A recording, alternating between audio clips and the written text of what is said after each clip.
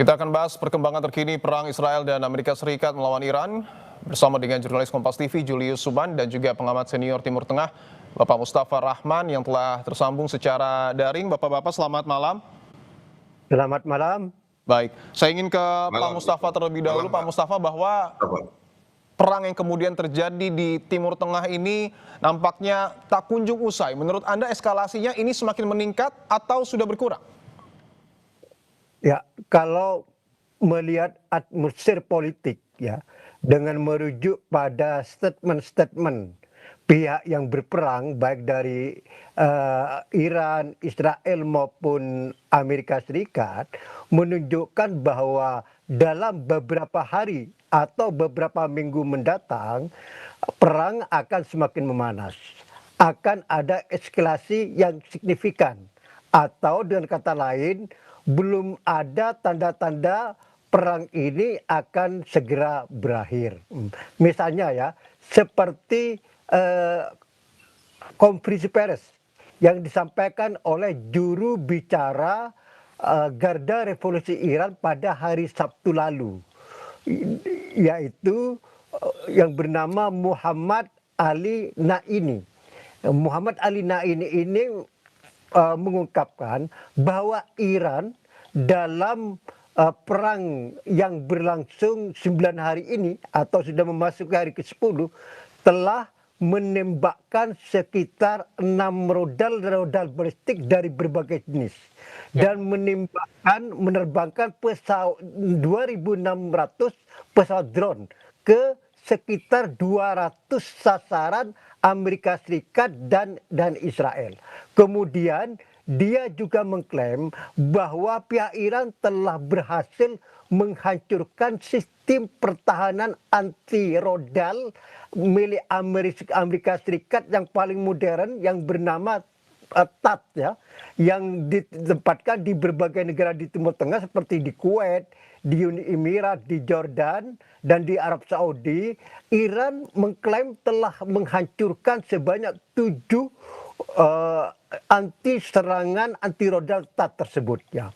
Dan dia juga mengklaim bahwa Iran sanggup melanjutkan perang hingga 6 bulan mendatang dengan performa perang yang seperti sekarang.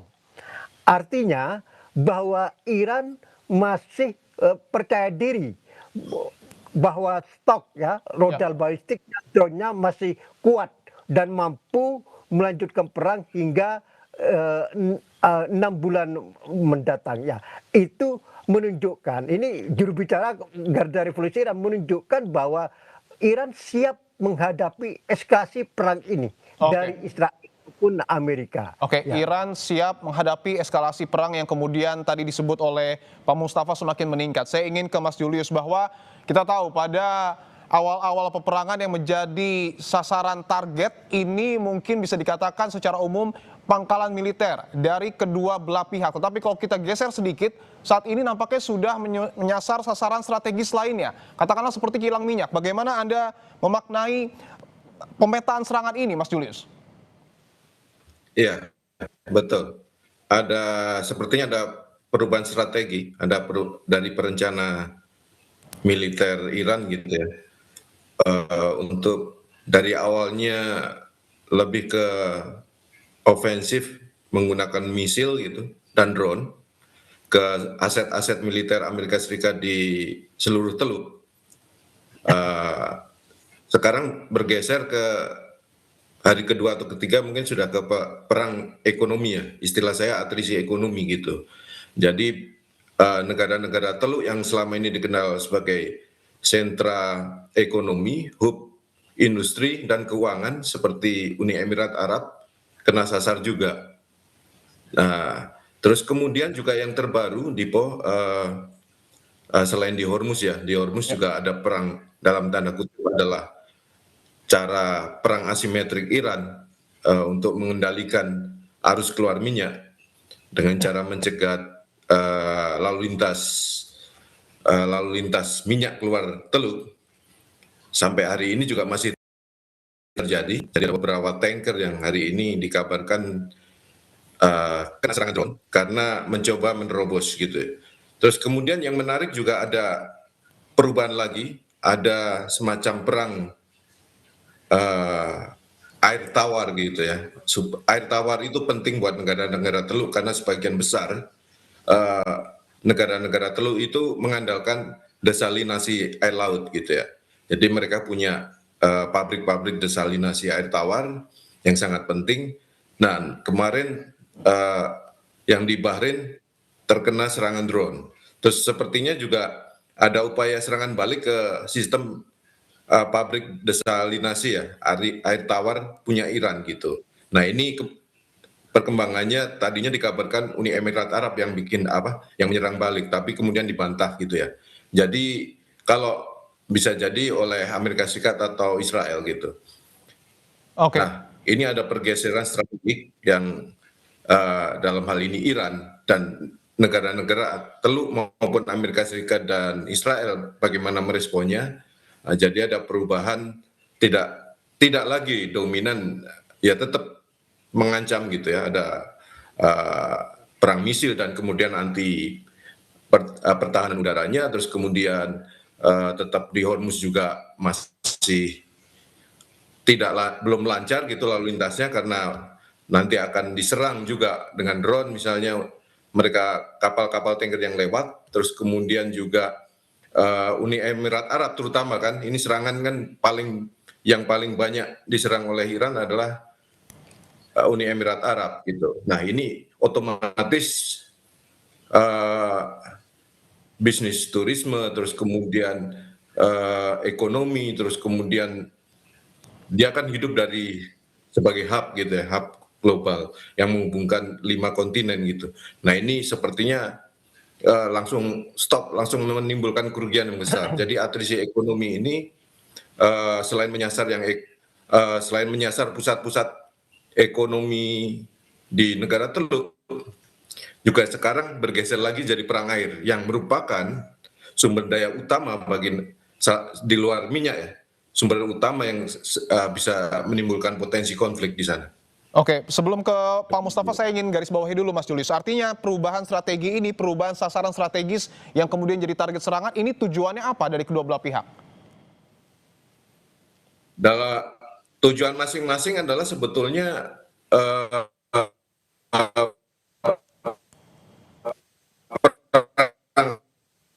nutrisi ini jadi kalau tidak bisa dicekik dengan senjata, dengan misil maupun oleh kedua belah pihak gitu yang bertempur, akhirnya dipakai cara-cara yang lebih langsung kena gitu, yang langsung bisa kayak air kan menguasai hajat hidup orang banyak ya. Misalnya air tadi itu, perang air itu akan membuat sebagian besar warga di sekitar di Bahrain misalnya, kalau itu juga diserang di negara-negara Teluk lainnya juga diserang, fasilitas pengolahan air tawarnya itu juga akan menjadi bencana buat banyak orang, termasuk juga di Iran, karena sebagian besar mengandalkan desalinasi air laut menjadi air tawar gitu. Nah, ini akan mempengaruhi hajat hidup orang banyak. Jadi ini sudah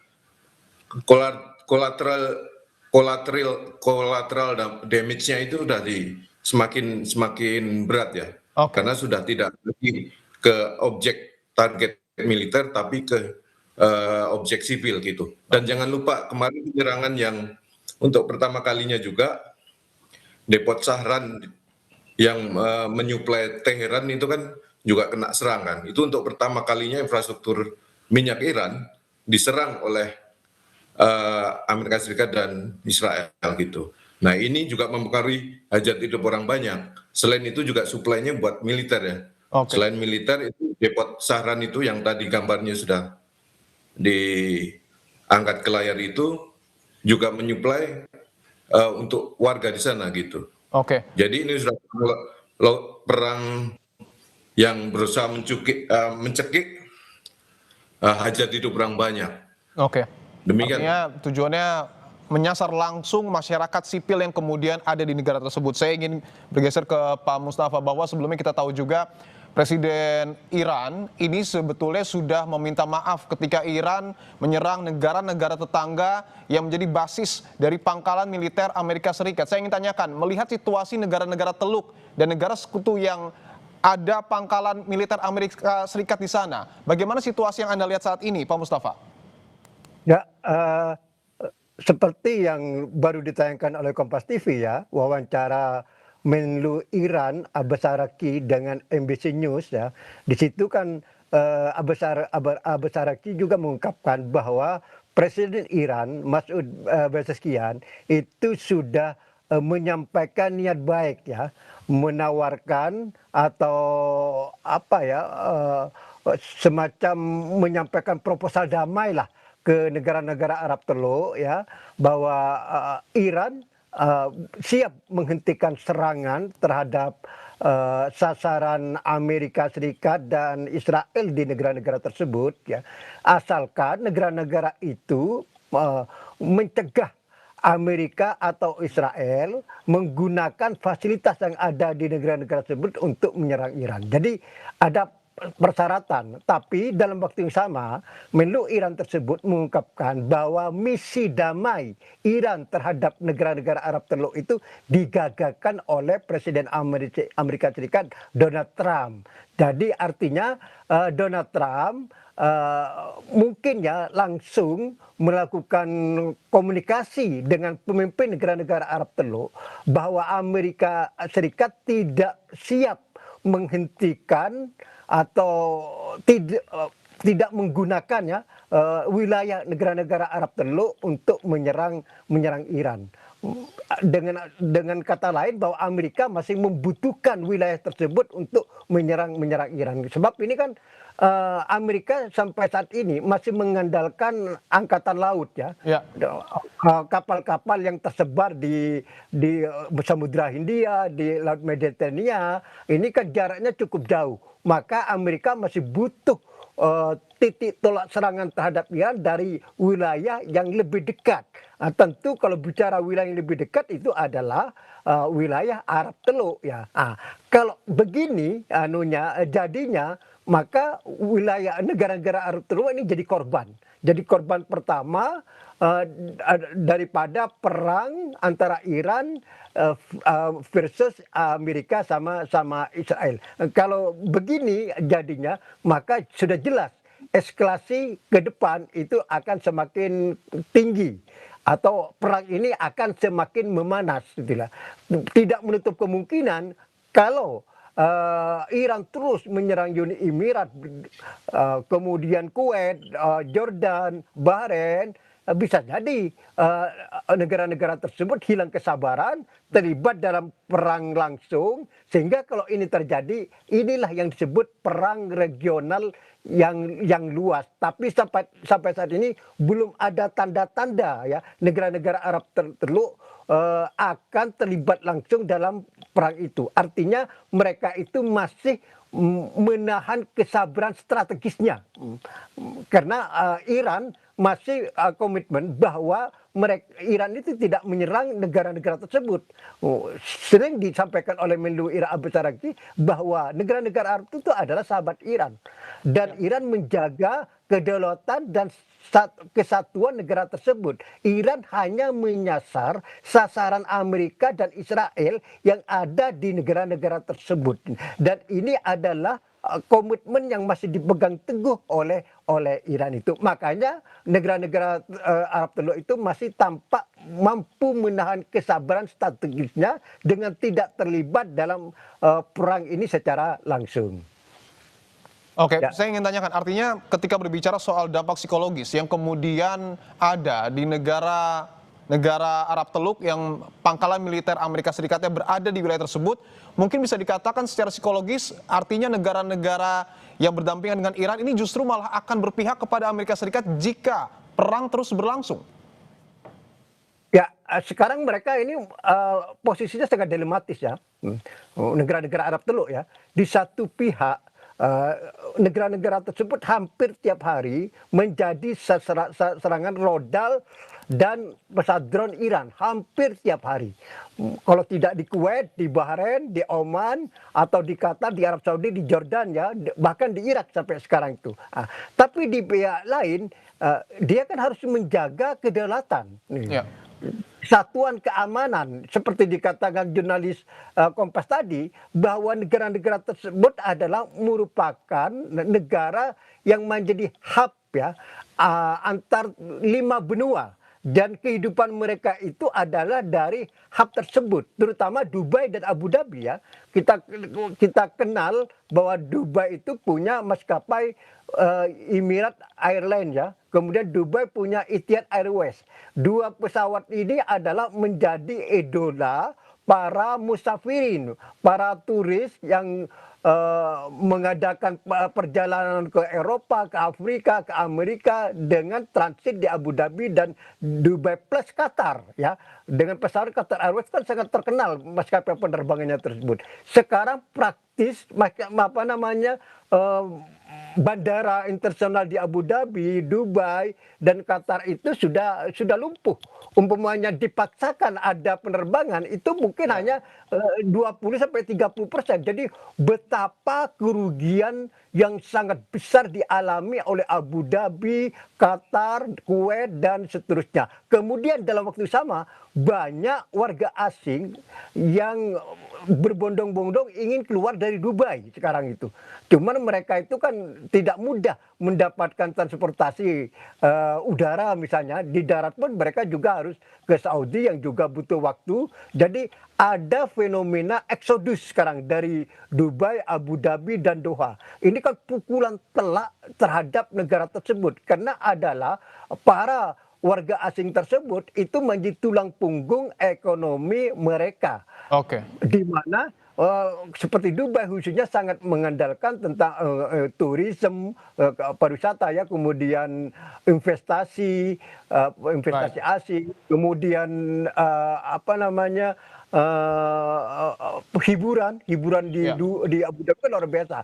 Tapi kalau dalam keadaan perang mereka itu seperti sekarang ya boleh dikatakan ya habislah. Kalau ini berkelanjutan berperang minggu, saya tidak membayangkan apa yang dilakukan negara-negara Arab Teluk itu. Oke, saya ingin ke Mas Julius. Tentu kita tidak harapkan eskalasi perang terus meningkat, tetapi jika negara Teluk ikut berkonflik kemudian melahirkan perang regional dan menyasar Iran sebagai target utama, apakah militer Iran ini akan mampu menahan serangan tersebut? Situasinya mungkin saat ini masih belum bisa disimpulkan gitu ya. Ya. Ini kekuatannya seperti apa, karena masing-masing pihak juga banyak mengalami kerugian. Tadi sudah disebut sama Pak Mustafa, Amerika Serikat saja pada hari-hari awal sudah banyak kehilangan basis militernya sudah banyak yang kena serang di negara-negara Teluk, dan beberapa alutsista kunci, misalnya sistem sistem pertahanan udara paling canggihnya, interceptor yang paling canggihnya, THAAD itu, ada 4 setidaknya yang rusak akibat serangan misil dan drone Iran. Terus kemudian sepertinya ada klaim lagi tambahannya yang rusak, itu tersebar di negara-negara Teluk. Terus kemudian ada beberapa aset radar penting juga yang mahal dan tidak bisa langsung diadakan, nggak bisa langsung diganti karena untuk pembuatannya memakan waktu bertahun-tahun gitu. Misalnya kayak sistem rudal THAAD itu, kalau pesan hari ini, pabriknya baru akan bisa mengirim 2030. Jadi mungkin perangnya sendiri sudah selesai. Artinya ini perang ini berkejaran dengan aspek logistik. Nah, di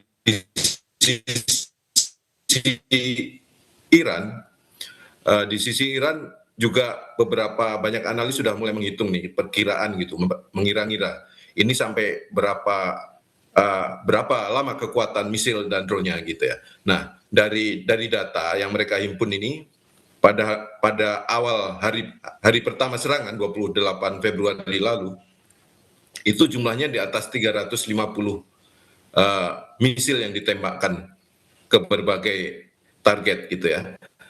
Nah, terus kemudian drone-nya jauh lebih banyak, tapi dari misil itu, dari contoh misil ini, hari ke hari kedua sudah turun separuhnya, hari ketiga kurang lebih tinggal 100, seratusan, hari berikutnya terus menurun sampai hari ke-8 dalam pantauan beberapa analis militer tinggal 30-an.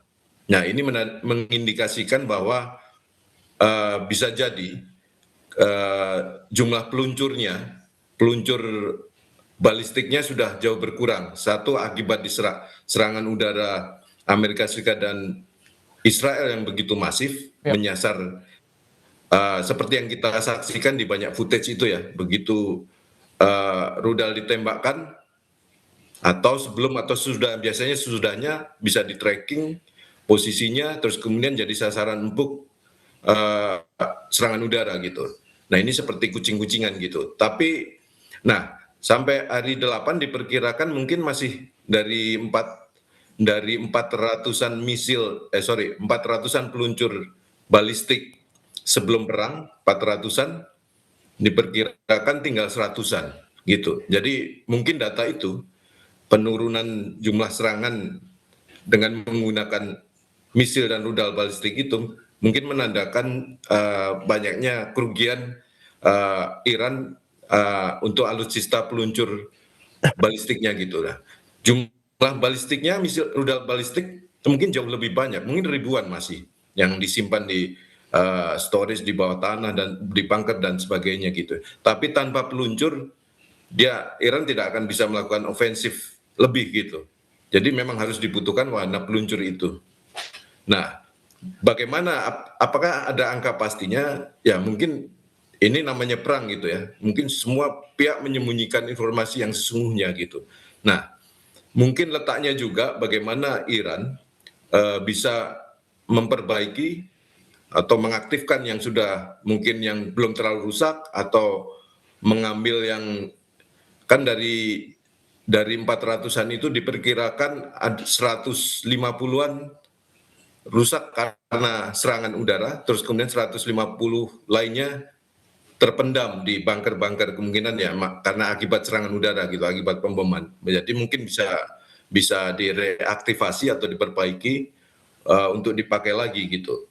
Nah, ini masih ini ya belum fix gitu, dan kemungkinan juga mendapat bantuan spare part dari beberapa negara lain. Katakanlah kalau Iran selama ini kan banyak dibantu pembangunan misilnya oleh Korea Utara, dan spare part banyak disuplai oleh Rusia gitu ya. Dan bisa jadi juga Cina. Ya. Nah, ya, kalkulasi ini sebagai alutsista utama yang dipakai oleh Iran tentu saja sangat penting, sangat signifikan jumlah peluncur balistik yang bisa dipergunakan gitu, karena itu akan menentukan intensitas dan bagaimana pola penyerangan. Tapi sepertinya pola penyerangan juga makin variatif, akan heavy ke drone. Iran masih punya banyak banget stok untuk drone. Ya. Dan kemudian ini seperti yang kita lihat belakangan ya ini yang sering dipakai untuk menyerang target militer maupun beberapa sipil. Baik. Nah, cuma masalahnya juga begini.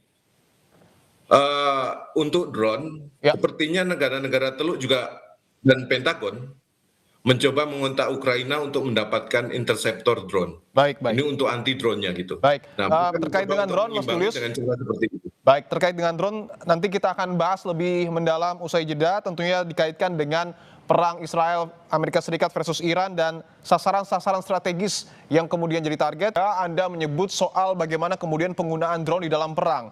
Apakah Anda mungkin memiliki informasi apakah betul Amerika mengimpor drone interceptor, dan jika betul apakah hal itu akan mampu mencegah drone Iran? Ya, sudah ada komunikasi dengan Ukraina untuk menyediakan interceptor anti drone gitu ya, interceptor drone. Karena Ukraina punya pengalaman di Palagan Ukraina melawan Rusia dan cukup berhasil mengatasi serangan drone-drone Rusia gitu. Nah, mereka punya teknologinya, punya pengalamannya, punya dan kabarnya juga akan menyediakan instrukturnya gitu ya. Nah, beberapa negara Teluk dikabarkan memesan ribuan unit interceptor anti drone selain Kementerian Pertahanan Amerika Serikat Pentagon. Nah, saya pikir perang asimetrik dengan drone yang dilakukan oleh Iran bila dilawan dengan interceptor yang dari Ukraina ini mungkin bisa jadi akan mengubah situasi gitu ya. Tapi belum tentu menentukan hasil dari kampanye militernya. Menurut saya begini, sistem pertahanan udara yang kemarin yang sempat beberapa yang sudah berhasil dihancurkan oleh Iran seperti THAAD ya, seperti sistem THAAD gitu ya, itu kelewat mahal untuk menembak drone. Bahkan rudal Patriot pun juga kelewat mahal untuk menembak drone, untuk mencegat misil dan sebagainya. Ya mungkin untuk misil balistik mungkin ya diperlukan gitu, karena itu memang sesuai kapasitasnya. Tapi untuk menembak drone itu beberapa negara Teluk, terus kemudian Israel gitu ya, terlalu mahal gitu. Jadi saya membaca ada beberapa yang diloloskan begitu saja gitu, karena kelewat mahal. Baterainya operasionalnya mahal. Artinya secara Tinggalnya hitung-hitungan, Mas misalnya Julius, begini, mohon maaf, kalau untuk secara hitung-hitungan anggaran yang kemudian digunakan oleh Amerika Serikat dan juga Israel untuk perang ini lebih besar ketimbang Iran. boleh dikatakan di dua alutsista mereka ini demikian gitu, jauh lebih besar. Oke. Iran dengan drone seharga 20 sampai 50 ribu dolar itu bisa sebanding dengan sistem pertahanan udaranya THAAD tadi yang harganya 4 miliaran dolar gitu ya, yang operasionalnya aja 500 ribu dolar itu. Jauh sekali ya. Nah itu nggak sebanding itu perang atrisi yang perang asimetrik yang luar biasa itu menurut saya, karena bisa menimbulkan kerugian dengan biaya yang nggak sebanding gitu, sama sekali tidak sebanding. Nah, dengan kerusakan yang ada, sistem THAAD tadi kan nggak bisa sistem pertahanan udara yang lain juga layer-layer yang lain kan juga terbatas ya. Terus apalagi yang sistem THAAD yang dibarengi dengan radar-radar penting tadi seperti FSP-132 gitu ya salah satunya. Itu kan radar-radar canggih yang membuat blind di Teluk sekarang. Jadi Amerika Serikat dan negara-negara Teluk ini dalam situasi setengah buta gitu, karena radar utama mereka ini sudah rusak gitu. Oke. Nah, oke lah, bagaimana mungkin serangan yang datang akan lebih sulit dicegah, tapi dengan dengan interceptor drone mungkin yang akan dipesan dari Ukraina bisa sedikit banyak memang dalam titik-titik tertentu bisa mengatasi serangan drone gitu ya, tapi nggak serangan misil, tetap nggak bisa dipakai gitu, tapi buat drone dilawan dengan interceptor gitu ya, karena selama ini drone Iran terbukti efektif untuk menyerang target militer maupun menimbulkan kepanikan misalnya di objek-objek sipil kan ya, di kota-kota negara Teluk seperti Dubai, Abu Dhabi dan lainnya. Nah menurut saya ini akan mungkin sedikit banyak game changing di situ. Tapi mungkin perangnya sendiri belum bisa saya kalkulasi apakah ini akan panjang dan sebagainya gitu ya. Karena memang ada yang menarik juga, ada misalnya Cina gitu ya. Misalnya Cina ini kan juga masih melihat-lihat ini.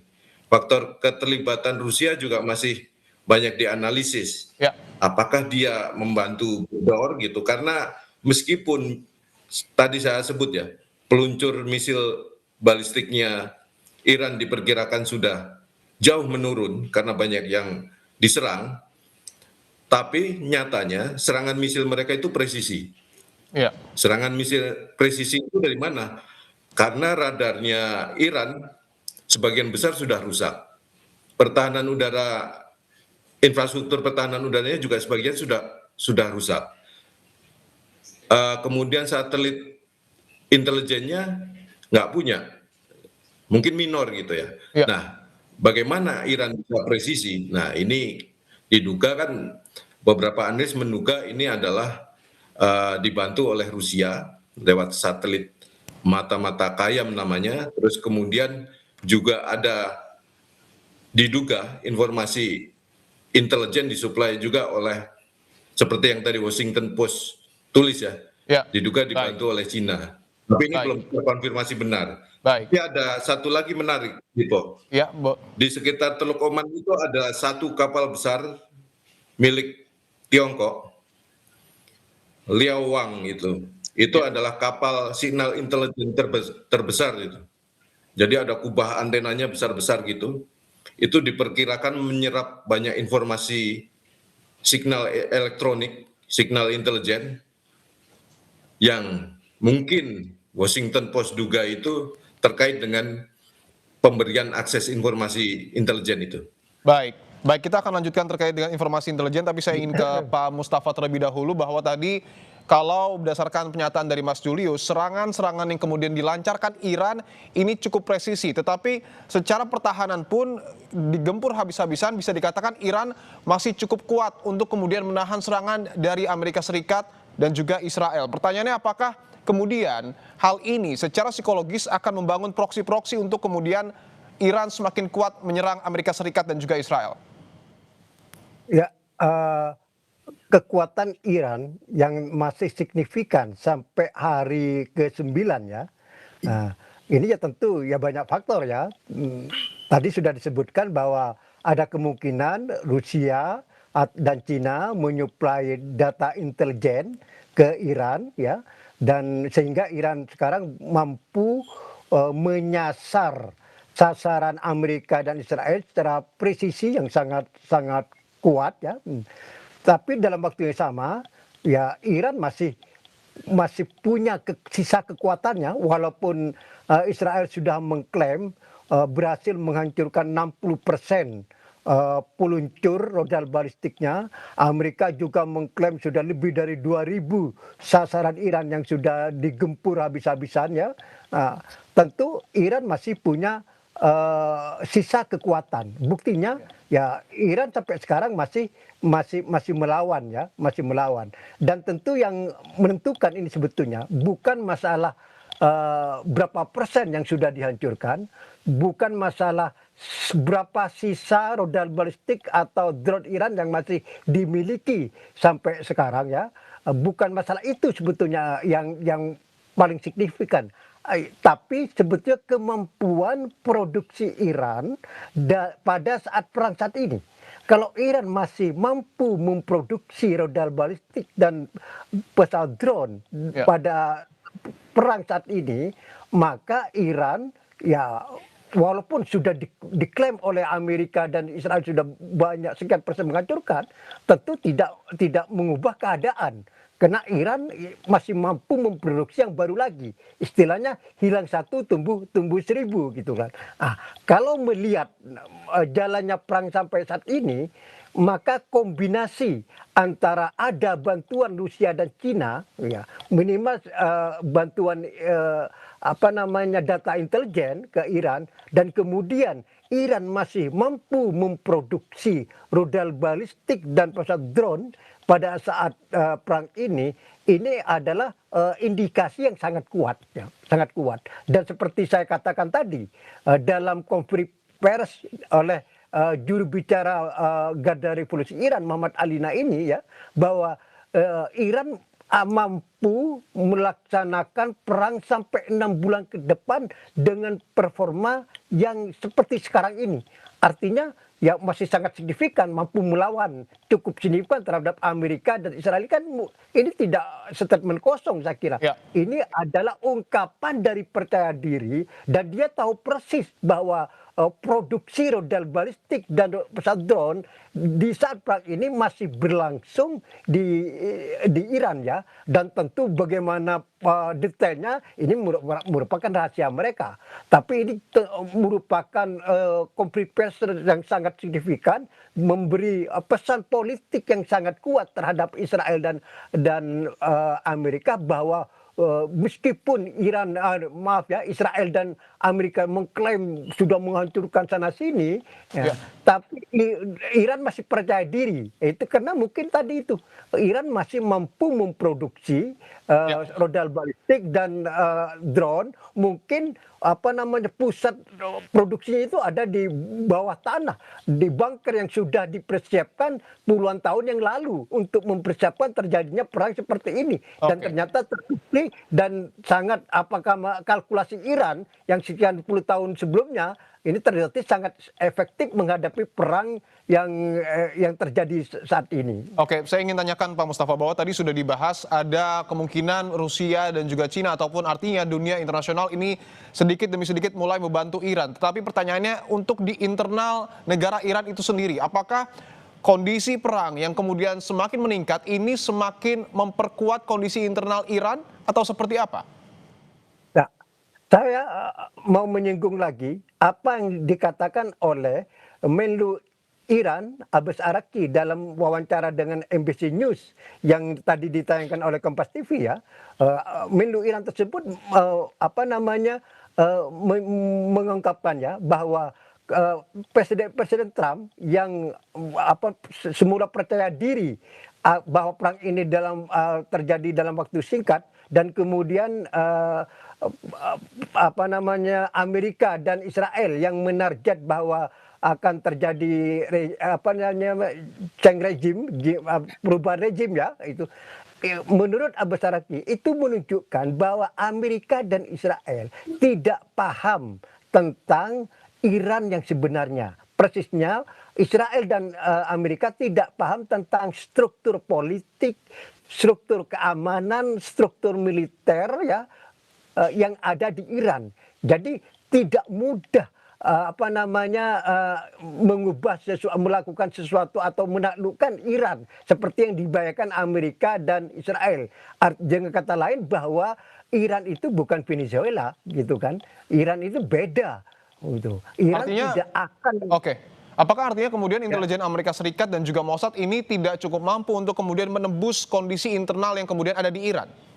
Ya, sudah banyak analisis ya bahwa Amerika dan Israel melakukan salah kalkulasi terhadap apa yang terjadi di Iran, khususnya dalam negeri Iran. Ya. Kan sudah banyak analisis ya, terutama dari media barat ya, bahwa setelah tewasnya Ali Khamenei, maka kemungkinan akan terjadi kerusuhan di Iran, kemudian terjadi keretakan di struktur kekuasaan Iran. Tapi yang terjadi adalah sebaliknya, bahwa struktur kekuasaan Iran semakin solid. Sebentar lagi akan terpilih lagi pengganti Ali Khamenei. Kemudian rakyat Iran, kita tahu ya, ketika diumumkan tewasnya Ali Khamenei secara resmi, rakyat Iran itu berduyun-duyun di Teheran, di Qum, di Mashhad ya, dan mereka berduyun di tempat terbuka. Mereka sudah mengabaikan bahwa negaranya dalam keadaan perang. Mereka berani ya di lapangan terbuka ratusan ribu orang dan meratapi menangisi atas tewasnya Ali Khamenei tersebut. Artinya dukungan rakyat Iran terhadap rezim yang di Iran sekarang itu masih sangat kuat. Maka kemudian muncul banyak analisa bahwa Amerika sama Israel salah kalkulasi dalam membaca situasi dalam negeri Iran. Kemudian tampaknya sudah disadari ya salah kalkulasi itu. Maka muncul wacana Amerika akan menerjunkan pasukan darat ya ke Iran. Tapi ini juga tidak mudah ya. Mereka masih wacana. Tidak gampang. Iran bukan Irak ya. Iran ini secara geografi sangat luas ya, dan Teheran dengan pantai laut barat Iran itu sudah lebih dari 1.000 kilometer dan melalui beberapa kota, kemudian perbukitan yang sulit ya. Tidak mudah misalnya Amerika menerjunkan pasukan darat di pantai barat Iran, kemudian menuju Teheran ya itu gambarannya sangat sulit karena akan dicegat di beberapa kota sebelum masuk kota Teheran. Dan ya kita tahu bahwa namanya rakyat Iran ya itu sangat luar biasa jiwa kepahlawannya. Mereka lebih baik mati syahid, dan mati syahid itu merupakan kehormatan bagi mereka untuk mencegah mungkin kalau ada gerakan maju pasukan darat dan di Iran. Dan juga dikatakan oleh Menlu Iran dalam wawancara dengan NBC News, Iran menunggu kedatangan pasukan darat Amerika. Oke. Tidak ada gentar sama sekali bahwa pasukan, kalau Amerika berani menunjukkan pasukan darat, itu adalah bencana. Memang ditunggu sekarang. Jadi memang Iran semakin menantang. Tidak ada rasa takut sama sekali. Jadi kalau Presiden Trump minta Iran itu menyerah tanpa syarat, itu omong kosong. Sama sekali tidak sesuai dengan realita yang ada. Sekarang seharusnya Trump itu berpikir ada dua opsi ya. Perang habis-habisan, bisa aja menang Amerika, bisa aja kalah.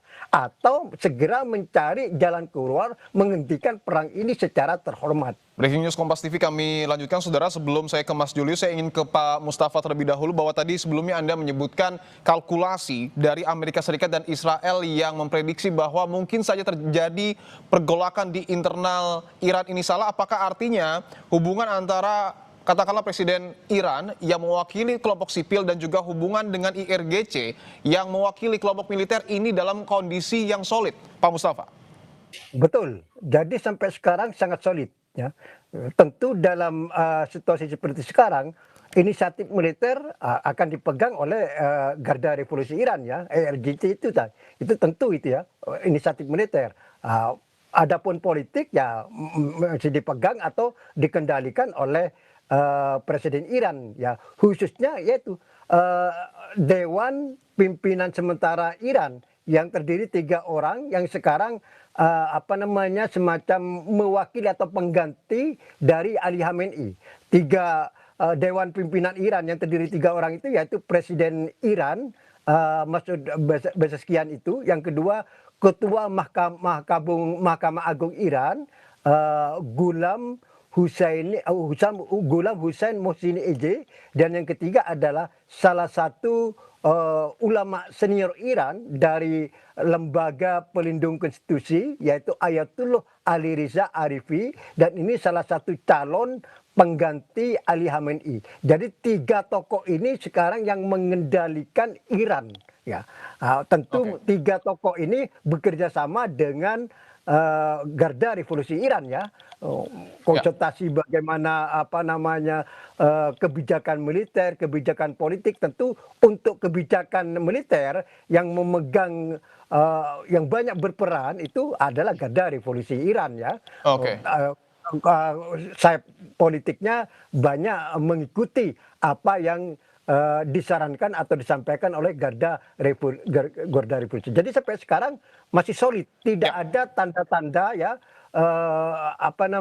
ada keretakan, atau dengan kata lain sistem kekuasaan Iran yang lahir dari revolusi Iran pada tahun 1979 sampai sekarang solid. Tidak ada tanda-tanda keretakan.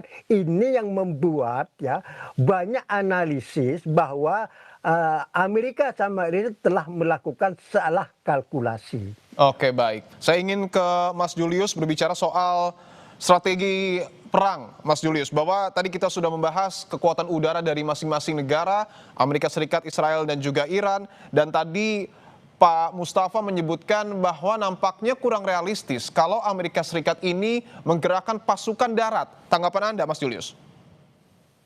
Ya, sepertinya Washington masih menimbang-nimbang ya opsi-opsi serangan darat. Serangan darat yang terakhir yang ditimbang adalah mengirim pasukan khusus, jadi bukan pasukan dalam jumlah besar untuk menginspeksi fasilitas nuklir Iran gitu, karena kan itu nggak bisa dicek dengan serangan udara gitu kan, apakah sudah berhasil dihancurkan atau tidak. Ini opsi yang berkembang yang saya pantau dari beberapa media di Washington. Nah, terus kemudian ada sinyal yang lain juga beberapa hari lalu divisi lintas udara 82 Amerika Serikat itu pasukan elit yang didesain untuk bisa merespon secara global dalam waktu belasan jam gitu ya, 18 jam kalau tidak salah.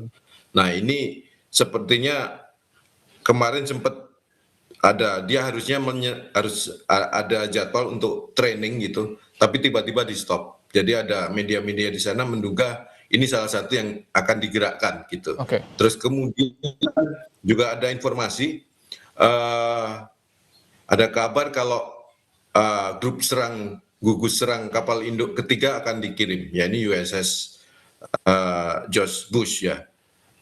Saya belum tahu nih apakah ini aplusan, dalam rangka aplusan. Biasanya ada yang aplusan karena dia udah hampir 1 tahun 11 bulan kalau nggak salah di sekitar area itu misalnya. Ya. Biasanya akan digeser gitu. Tapi beberapa media di Amerika Serikat menyoroti ini sebagai kapal induk ketiga yang akan disiagakan di sana. Jadi bersama dengan USS Ford dan USS Abraham Lincoln. Ya, ada Abraham Lincoln. Jadi di 3 laut utama itu, di Teluk Oman, terus kemudian Mediterania dan sekitar selatan Yaman ya. Nah, sepertinya ini sekaligus untuk menambal kemarin karena Amerika Serikat kehilangan radar utamanya itu dan banyak sistem pertahanan udara yang canggih THAAD itu beberapa sistem THAAD yang hancur. Sepertinya ini akan jadi 3 kapal induk ini kalau betul 3 akan dioperasikan, maka ini akan semacam titik tumbuh gitu ya. Tetap menjauh bisa mungkin dari jangkauan rudal Iran, tapi juga bisa memberikan support serangan udara. Terus beberapa pesawat terbang yang dimiliki juga punya kemampuan signal intelijen dan perang elektronik gitu ya, tetap. Terus kemudian kalau pembom bisa jadi akan dari yang lebih jauh lagi ya, dari beberapa mungkin pangkalan militer yang di luar Timur Tengah gitu ya, harus disuplai dengan tanker udara. Nah, dari sisi Iran, saya melihat ada perubahan strategi juga dengan yang tadi ada indikasi mulai intensitas serangan misil yang berkurang, tapi drone masih banyak ya. Nah, ini tampaknya diimbangi dengan proxy gitu. Nah, proxy yang paling memiliki banyak arsenal misil-misil jarak rendah, misil-misil jarak pendek dan menengah adalah Houthi di Yaman. Dan ini dari jarak itu bisa mengancam negara-negara teluk. Mereka punya kemampuan beragam alutsista, produksi lokal maupun dari Iran, produk turunannya Iran. Nah itu punya kemampuan mengancam negara-negara teluk. Jadi Iran punya proxy Houthi yang bisa jadi bargaining ke depan. Terus kemudian juga kita melihat Hizbullah ya. Hizbullah selang beberapa hari setelah kematian Khamenei, sepertinya hari ke-24 sudah dilemahkan oleh Israel. Nah, cuma Israel juga ada kabar dia sudah kewalahan dalam tanda kutip begini. Ada pola respon terhadap Hizbullah yang tidak ada di pola sebelumnya, yakni jumlah responnya sedikit. Bisa jadi ada yang bilang dalam tanda kutip ada kekurangan munisi gitu ya, untuk merespon serangan Hizbullah gitu. Bisa jadi munisi itu kan dipakai di front yang lain, misalnya di Iran gitu kan. Jadi perang ini akan memakan logistik semua pihak. Nah, sekarang akan tergantung bagaimana kapasitas masing-masing pihak yang berperang untuk bisa merefresh, untuk bisa memproduksi kembali senjata andalannya dalam waktu sesingkat-singkatnya, dengan harapan ya masih bisa melakukan perlawanan gitu ya, dan bisa menyerang posisi musuhnya gitu. Nah ini yang terjadi dialami oleh semua pihak gitu. Nah bisa jadi pula Kalau Hamas kan mungkin sudah relatif ini ya, kemarin dengan operasi yang di Gaza itu sudah relatif, mungkin bisa dikatakan belum mencuat nih sekarang ini. Ya. Jadi ya dua kelompok utama yang sekarang sedang bergerak berbarengan dengan Iran yang mulai banyak kehilangan peluncur rudalnya gitu ya, Oke, peluncur balistiknya. ya. Nah ini proksi di dua tempat ini aktif dan bisa mengancam karena ada wilayah yang bolong akibat radar yang rusak tadi, radar TAT terutama ya, radar-radar sistem radar yang membantu Hanut TAT itu membuat bolong banyak area di Timur Tengah gitu. Oke, Baik, oke Mas. dan itu ada serangan di utara Ya.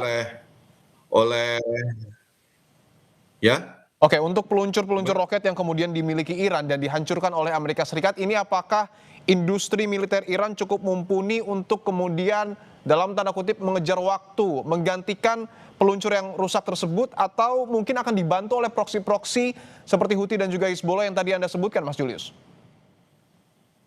Kalau proksi-proksi Hizbullah dan Houthi tadi kan mereka operator ya, yang bisa Oke. melaksanakan operasi dengan menggunakan misil dan rudal gitu ya, dan dengan berbagai varian roket dan sebagainya. Ya. Nah, kalau untuk industrinya sendiri drone kemarin ya sempat ada yang disasar itu, ada serangan udara dari Amerika Serikat atau Israel itu menyasar pabrik drone di satu tempat, saya lupa namanya.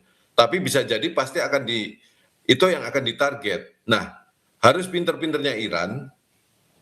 Saya juga pasti yakin bahwa Iran karena Iran ini kan bangsa yang sudah kenyang pengalaman berperang ya, sejak 8 tahun perang dengan Irak, tahun 80 sampai 88 dan seterusnya gitu ya.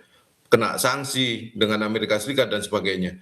Mereka juga pasti sudah menyiapkan perencanaan ketika masa damai kemarin-kemarin, sudah menyiapkan punya planning pertahanan gitu.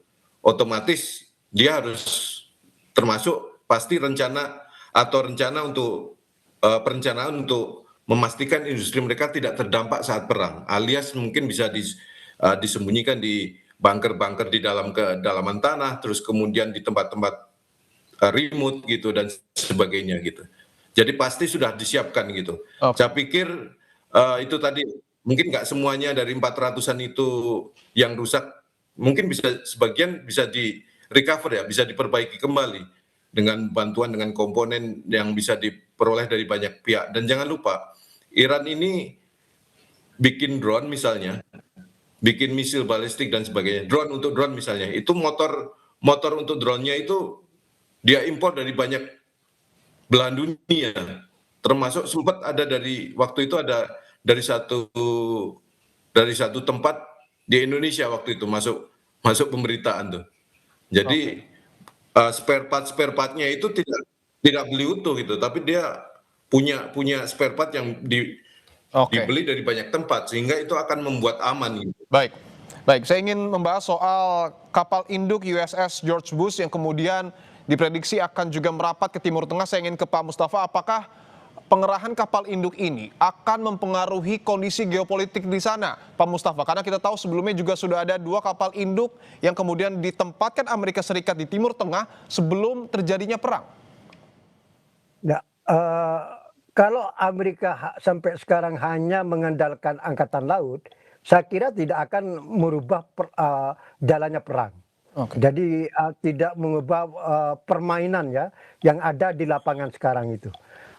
Sehebat apapun serangan udara dari laut maupun angkatan udara Israel maupun Amerika, ini kan sudah 2 kekuatan nih, tidak akan mengalahkan Iran, tidak akan mampu terjadinya rejim change di Iran ya, perubahan rezim itu.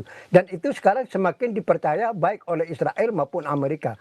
Maka muncul wacana penerjungan pasukan darat tadi ya, seperti tadi disinggung oleh jurnalis Kompas TV bahwa Amerika sudah mengerahkan Delta Force ya. Ya. Delta Force yang kemarin diterjunkan di Venezuela ini kan pasukan yang sangat khusus kan. Dan sekarang sudah katanya sudah bergerak menuju Timur Tengah, sedang transit di Inggris. Kemudian juga tadi disinggung sudah Amerika mulai mau menggerakkan divisi 82 Divisi 82 ini adalah pasukan elit Amerika yang memang khusus diperuntukkan di medan perang gurun di Timur Tengah ya.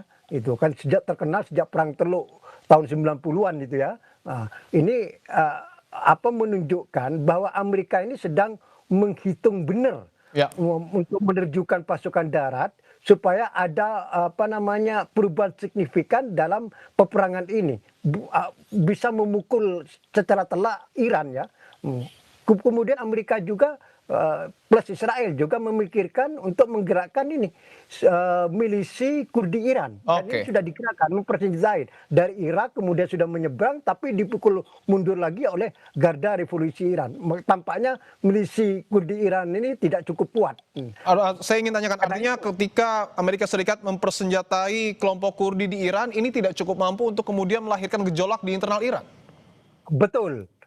Kan diberitakan cukup banyak itu bahwa Garda Revolusi Iran berhasil memukul mundur. Pasukan Iran Kurdi ini sebenarnya sudah bergerak, sudah dipersenjatai ya. Kan ini kan meniru ketika Amerika menaklukkan rejim Taliban di Afghanistan kan. Amerika mensenjatai kubu pemberontak dari Afghanistan Utara, kemudian bertemu dengan pasukan Amerika yang dari selatan dan berhasil menumbangkan rezim Taliban. Apakah skenario Afghanistan ini akan diterapkan di Iran? Nah, ini tampaknya ada indikasi ke situ karena Amerika sudah menggerakkan milisi Iran Kurdi, tapi gagal ya. Kemudian dalam waktu sama Amerika sudah menggerakkan Delta Force ya, pasukan khusus Delta dan divisi 82 katanya kan. Nah, mungkin itu skenario Afghanistan akan diterapkan di Iran ya, di mana Amerika menggerakkan milisi Iran Kurdi ya, kemudian akan menerjunkan Delta Force di beberapa tempat yang sudah dipilih dan bertemu dengan milisi Iran Kurdi, tapi tampaknya sampai sekarang skenario ini gagal. Sudah gagal sebelum dipraktikkan ya, gagal sebelum lahir. Jadi Amerika sampai sekarang ini masih berpikir terus. Ya. Artinya penerjukan pasukan darat ini semakin hari semakin dirasakan penting. Ya.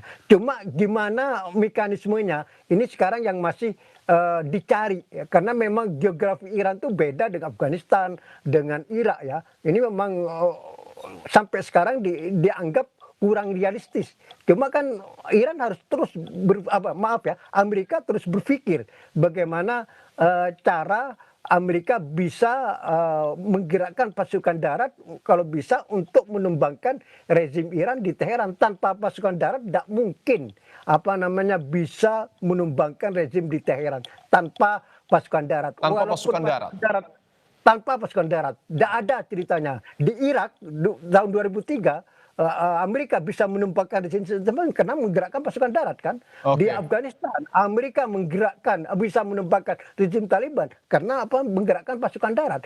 Belum ada sejarahnya Amerika berhasil menumpangkan rezim tanpa menyertakan pasukan darat, apalagi di negara sebesar sekelas Iran. Geografinya besar sekali, jauh berapa kali lipat dari Irak ya. Kemudian pasukan darat Iran ini sangat tangguh, sudah punya pengalaman perang 8 tahun, kemudian sekian dekade menerima sanksi total dari Barat. Jadi walaupun Amerika misalnya seandainya memutuskan secara final menerjukan pasukan darat, belum tentu menang juga. Bahkan kata dari Menlu Iran Abbas Araghi, Iran menunggu pasukan darat Iran dan itu akan menjadi bencana bagi Amerika. Artinya Anda memaknai pernyataan dari Presiden Donald Trump yang kemudian begitu percaya diri bahwa Amerika Serikat akan melakukan invasi melalui pasukan darat. Ini seperti apa Anda memaknainya, Pak Mustafa? Ya, Iran kan merespon. Kan begitu kuat wacana bahwa penerjungan pasukan darat itu semakin penting. Karena pasukan penggerakan angkatan udara dan angkatan laut dan Amerika mengklaim sudah lebih 2.000 sasaran di Iran yang sudah digempur sampai sekarang. Tapi kan tidak mengubah apapun di Iran sampai sekarang. Iran sebaliknya, Iran sampai sekarang mampu sih membalas membalas serangan Amerika dan Israel ya, bahwa ya seperti dikatakan ini kan perang asimetris. Jadi tidak hanya terbatas di militer, dia perang intelijen, perang ekonomi, dan Iran semakin mengaktifkan perang ekonomi dengan menyasar negara-negara Arab Teluk ya. Kuwait, Uni Emirat, Qatar. Nah, ini kalau terus eskalasinya semakin meningkat, ini akan menjadi bencana ekonomi tidak hanya regional maupun tapi global. Dan Oke. ini akan menjadi tekanan terhadap Amerika dan Israel. Maka sekarang itu terjadi semacam berlomba dengan waktu ya, berlomba dengan waktu ini.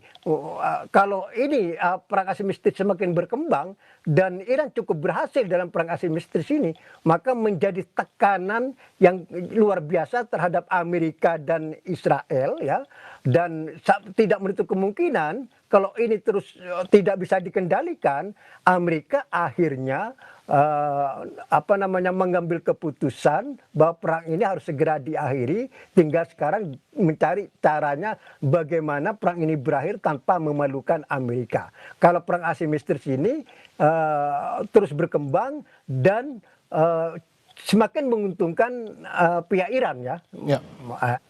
Makanya tadi ini karena berlomba dengan waktu muncul wacana perang darat tadi itu. Jadi muncul wacana perang darat itu tidak berangkat dari ruang kosong, tapi kelihatan ini kewalahan ya menghadapi perang asimetris ini, semakin kewalahan karena sudah perang ini semakin menekan negara-negara Arab Teluk ya yang kaya itu, dan ini dampaknya sangat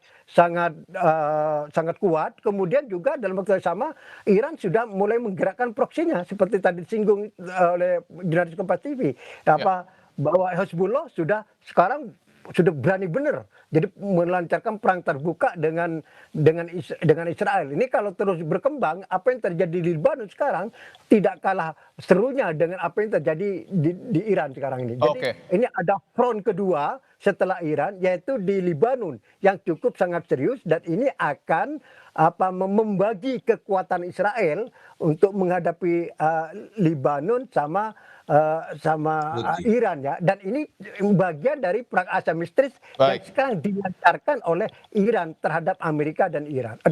Baik. Eskalasi perang yang kemudian terjadi di Timur Tengah ini mungkin meningkat, salah satunya adalah melalui perang dengan pasukan darat. Saya ingin tanyakan ke Mas Julius, apakah eskalasi ini akan membuat PBB pada akhirnya turun tangan atau justru malah akan berujung hanya dengan kecaman-kecaman? Ya. Amerika Serikat kan sejak perang di Irak kan sudah mengabaikan PBB. Bukan pasukan multinasional lewat PBB gitu kan.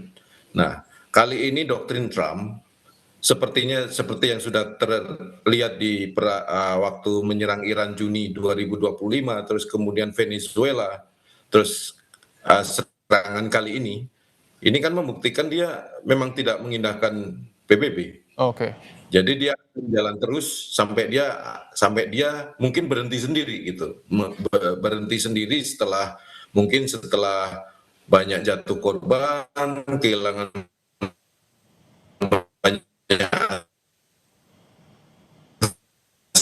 militer dan tekanan domestik gitu. Survei setempat, 1 dari 4 orang Amerika tidak setuju perang. Sebagian yang setuju cuma setuju perang dalam hitungan hari sampai minggu. Lebih banyak lagi yang tidak setuju, perangnya bertahun-tahun. Kalau perang darat, untuk mengalahkan satu area dengan wilayah yang sangat luas, dengan perlawanan yang sengit, bisa jadi akan makan waktu bertahun-tahun gitu. Dan bertahun-tahun pula untuk konsolidasi sampai keinginan agar rezim yang diinginkan Trump itu bisa terlaksana gitu kan. Konsolidasi politik kan nggak gampang gitu kan. Apalagi mungkin nanti banyak kelompok perlawanan, nggak di pengalaman di Irak, terus pengalaman di Suriah kan gitu. Banyak kelompok nanti setelah timbul kekacauan gitu. Jangan-jangan malah tidak bisa lebih jadi chaos, dan sekarang mesti berurusan dengan banyak kelompok gitu. Seperti yang lalu-lalu. Nah, menurut saya risikonya juga memang besar, tapi mungkin juga sekarang ini tetap ditimbang mungkin bagaimana mungkin juga ada misi untuk menyelamatkan muka Amerika Serikat juga. Ya, Kenapa nggak sampai regime change mungkin mengirim tadi ya, ada sepertinya ada wacana mengirim pasukan khusus. Jadi ini pasukan kecil gitu ya ya. ke misalnya fasilitas nuklir Iran untuk memastikan apakah sudah bisa fasilitas nuklir Iran itu sudah lumpuh atau belum gitu. Karena kalau pakai serangan udara kan nggak bisa dicek di darat kan. Iya, Nah, tapi pasti juga akan ditimbang, dikalkulasi nih opsi serangan darat dengan jumlah pasukan yang besar.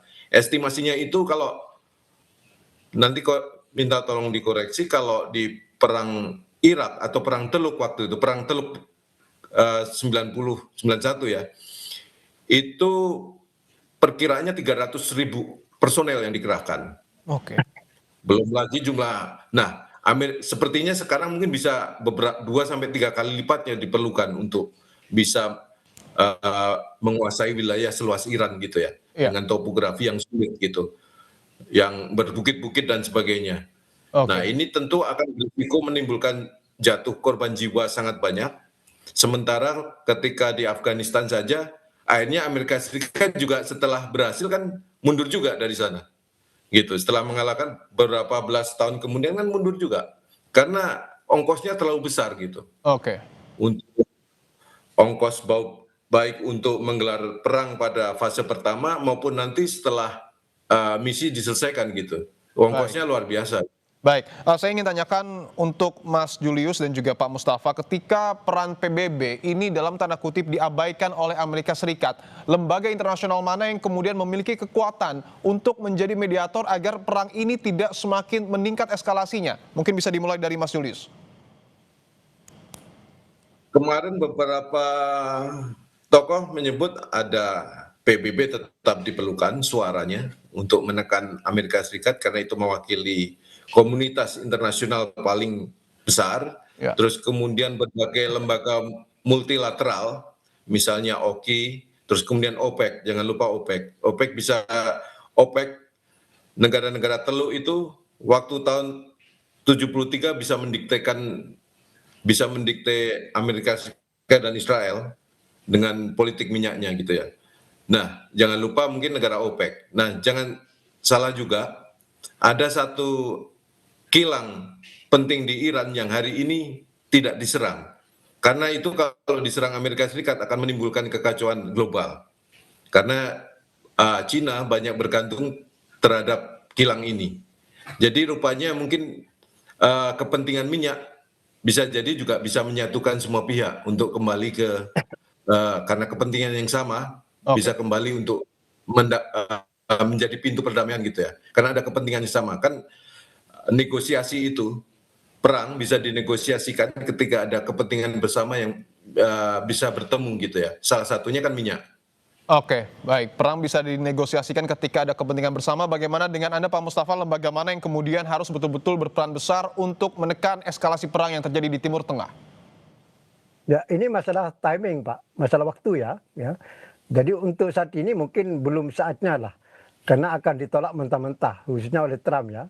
Oke. Nah, tapi biarlah perang ini berjalan sampai di mana. Nanti kalau sudah semua lelah ya dan merasa sudah mentok atau mendekati mentok, uh, dan kemudian Amerika Israel butuh pihak ketiga untuk apa namanya menyampaikan atau mengulurkan tangan ya terkait misi perdamaian untuk mengakhiri perang ini, maka saat itulah waktu yang tepat mungkin ya PBB termasuk lembaga yang paling pas ya untuk memimpin nanti mengakhiri perang ini, atau mungkin nanti kolaborasi beberapa negara ya, negara utama seperti Cina, kemudian dari Eropa misalnya Perancis, Spanyol, Inggris, kemudian beberapa negara penting regional Turki, apa namanya Mesir, kemudian termasuk Indonesia. Indonesia kan sudah Presiden Prabowo sudah menyampaikan siap terbang ke Teheran kan. Nah, nanti pada saatnya bisa aja jadi Indonesia bergabung dengan Mesir, dengan Turki, dengan Baik. Prancis ya. Tapi tentu ini yang menentukan adalah timing ya, ada Ya. waktunya. Untuk saat ini mungkin belum ya, belum. Tapi Oke. pada saatnya, tunggu aja. Pada saatnya saya optimis akan tiba. Kalau nanti semua pihak ini merasa lelah dan merasa mentok ya, kemudian harus ada jalan kompromi, dan apalagi perang asimetris ini semakin meluas, semakin banyak merugikan semua pihak, dan perang ini tidak bisa diteruskan, akan tadi itu akan terjadi bencana global. Nah ini Oke. yang menjadi mungkin titik kepentingan bersama pihak-pihak di tingkat global yang sepakat bahwa perang ini harus berakhir Baik. sebelum akan kena semua di berbagai pihak di belahan bumi ini. Oke, tentu kita tunggu waktunya ketika perang di Timur Tengah ini mereda bahkan berhenti untuk kemudian mencapai perdamaian dunia. Terima kasih telah bergabung di Breaking News Kompas TV, jurnalis Kompas TV Mas Julius Suman dan juga pengamat senior Timur Tengah Bapak Mustafa Abdul Rahman. Sehat-sehat selalu semua. Terima kasih. Terima kasih. Terima kasih ya.